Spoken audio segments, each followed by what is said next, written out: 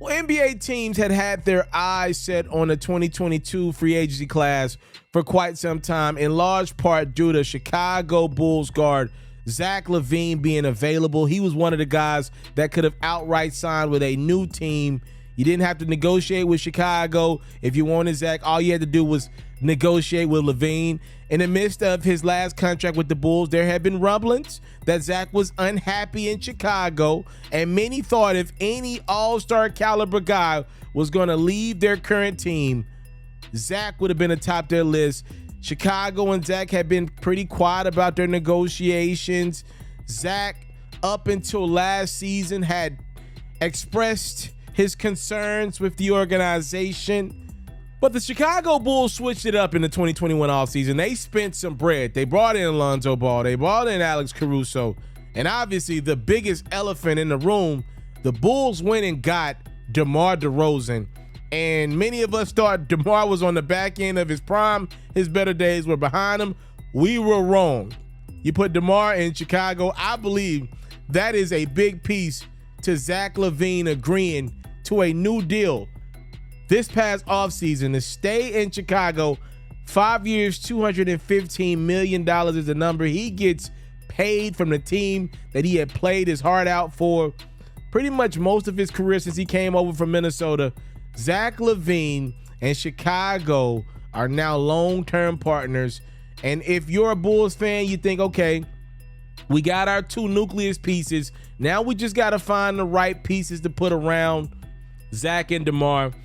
You got DeMar for a fairly reasonable cost with the production that he had last year. For Zach, obviously the injury concerns are going to be a big thing. He's put a lot of mileage on those knees. High explosive guy coming into the league.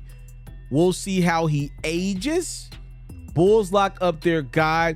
Zach had this coming about the new deal this offseason. He said, Chicago is my home. We built something over the last, well, at least for me, I've been here 5 years. Over the last 2-3, we've built something. Being able to come back as a cornerstone piece and allowing them to get some of my insights, some of my input, and constructing the roster to help me and help us win was really big for me. I think it would have been disrespectful on my end because they gave me everything that I asked for, everything on the table that I looked at. Chicago had all the pros. I did my due diligence on my own time as well and looked at things and made a decision for me and my family. But my heart was in Chicago. Like I said, I believe the turning point for Zach Lavine was getting Demar Derozan.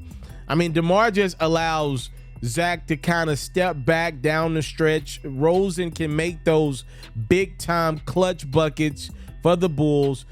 It puts Zach into what I believe his role is in the league, a number two, a great number two.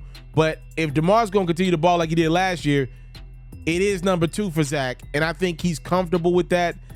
I like this tandem. It's the best 1-2 punch the Bulls have had since the 90s, and you know who was there then for that. Not saying Zach and DeMar, Scotty and Mike, but there's close a 1-2 tandem the Bulls have had in quite some time. I believe they're better than Derrick Rose and Carlos Boozer or Joakim Noah, whoever you want to put there. I think this is a great thing for Chicago.